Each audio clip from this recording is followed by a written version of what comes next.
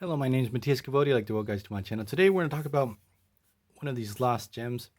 I was going through my old comic book collection. I came across All Access. This is a mini-series that came out after Marvel vs. DC. I really want to make a video about, but I'm missing a couple of issues. I know I have them somewhere. They're all mixed up. So the good thing is I found the 4 issues for All Access. This is a really weird comic. The character that came out of this crossover, his name is Axis. Well, that's his superhero name because his normal civilian name is Axel.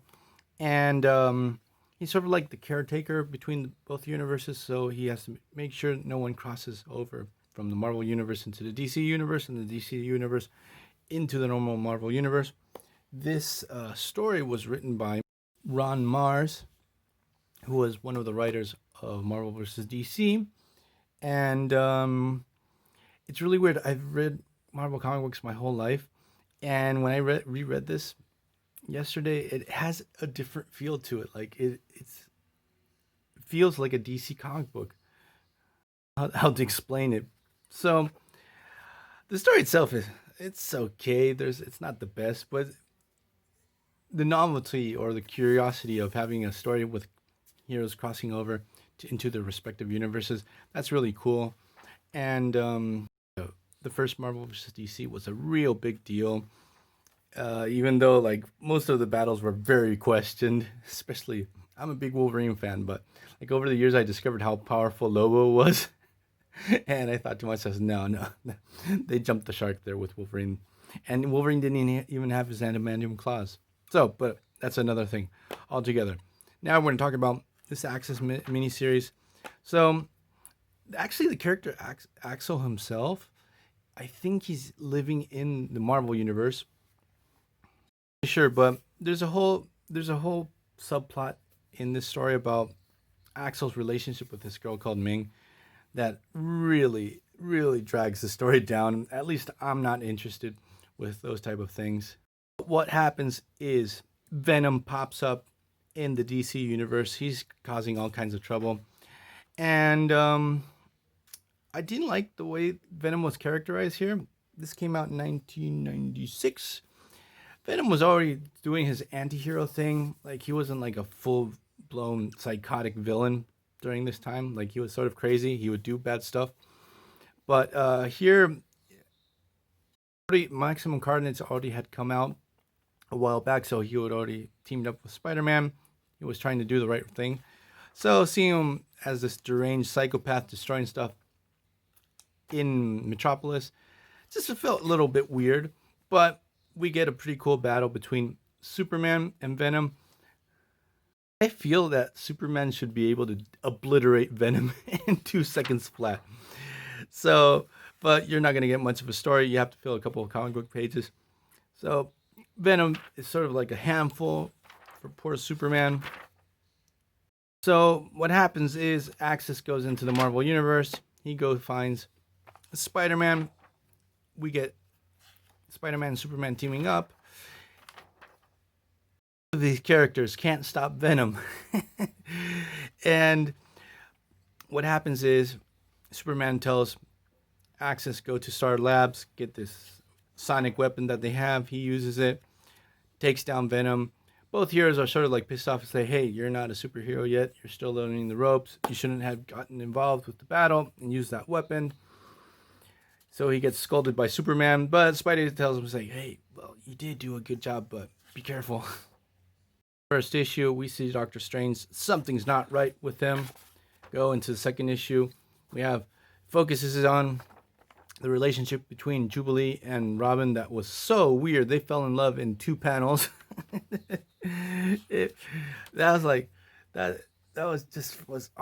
got me cringing when I read the Marvel vs. DC story, how these 2 characters just fell totally head over heels. We have Jubilee trying to call attention to Axis. She wants to see the love of her life. And Axis, being the protector of 2 universes, does the most irresponsible thing he can do, possibly crosses Jubilee over so she can see Robin. So, obviously, stuff's going to go down. Two-Face pops up. He has a I was not aware that he had a fixation on Robin. He wanted to take him down. And he's just a normal guy. Like one would think Robin and Jubilee would be totally able to take down this guy, but they're not. So Robin and Jubilee set a trap for him, easily take him down. Scorpion pops up. So many questions. Why are these characters crossing over into each other's universes? Supposedly, at the end of the crossover, they were separated. Experiment called the Almagama universe. I can't remember the name, which sadly, very stupidly, I traded all those comic books away. And now I realized it was a real dumb idea because, curiously enough, some of them were actually really good. There were a bunch of one-shots, these characters fused together, and some of them were pretty solid. So that was a really stupid move on my part.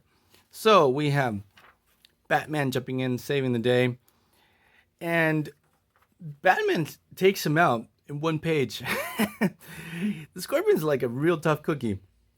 So on one hand, we have Venom that's like virtually unstoppable, and here we have Scorpion, who's pretty strong. He has his body arm and stuff like that. Batman easily takes him down with a batarang and one swift punch. Marz didn't do his homework with the power sets of these characters and stuff like that.